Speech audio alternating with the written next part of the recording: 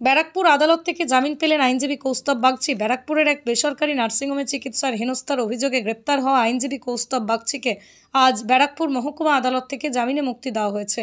কৌস্তবের বিরুদ্ধে চিকিৎসকের মারধর এবং হুমকি দেওয়ার অভিযোগ ছিল। এই ঘটনায় তার বিরুদ্ধে একাধিক ধারায় মামলা রুজু করে পুলিশ। তবে আজ বিচারক তাকে জামিন মঞ্জুর করেন।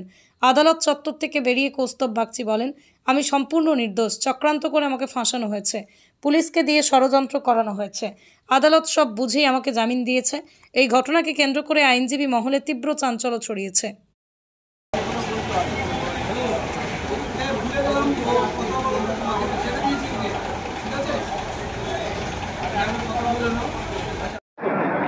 দেখুন, আমি গত কয়েকদিন আগে আপনারা সবাই জানেন সারদা নার্সিংহোমে আমাদের ভারতীয় জনতা পার্টির একজন কার্যকর্তা, তার বাবা সারদা নার্সিংহোমে মারা যায়।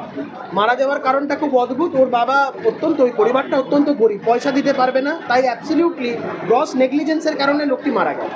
আমি সেই ঘটনার প্রতিবাদ করতে আমি সারদা নার্সিংহোমে গেছিলাম ডাক্তারদের সাথে কথা বলি, এবং সেখানে যে দেখা গেল তারা আমার বিরুদ্ধে তৃণমূলের নেতাদের সাথে চক্রান্ত করে একটা মিথ্যা অভিযোগ করে বসল। আমি গরিব মানুষের পক্ষে সওয়াল করতে সারদা নার্সিংহোমে গেলাম, আর তৃণমূলের নেতারা বিত্তশালী এই নার্সিংহোমগুলোর পাশে দাঁড়ানোর জন্য নার্সিংহোমের হয়ে আমার বিরুদ্ধে চক্রান্তে লিপ্ত হলো। আমি স্পষ্টত প্রথম থেকে বলেছি যে আমি সবসময় অন্যায়ের প্রতিবাদ করেছি এবং আমি কোনো ধরনের অন্যায়ের সাথে যুক্ত নই, কিন্তু রাজনৈতিক উদ্দেশ্য প্রণোদিতভাবে আমার বিরুদ্ধে এই ধরনের একটি অভিযোগ করা হয় মোহনপুর থানায়, যেটা সর্বৈব মিথ্যা, এবং আমাকে পুলিশি হেনস্থা করার কারণে আমাকে একটা নোটিশ দেওয়া হয়, যদিও কমপ্লেন্টে আমার কোথাও নাম নেই। তো আজকে যখন আমি ভলেন্টারিলি কোর্টে সারেন্ডার করেছি, কারণ আমার মনে হচ্ছে পুলিশ আমাকে হেনস্থা করতে পারে বা গ্রেপ্তার করতে পারে, শাসক দল তো চিরকাল আমার সাথে এই ধরনের বিমাতৃসুলভ আচরণ করেছে, তাই ভলেন্টারিলি সারেন্ডার করেছিলাম। আমার মনে হয়েছিল আমি যদি দোষ করে থাকি কোর্ট আমাকে বেল দেবে না, আর যদি দোষ না করে থাকি কোর্ট আমাকে বেল দেবে।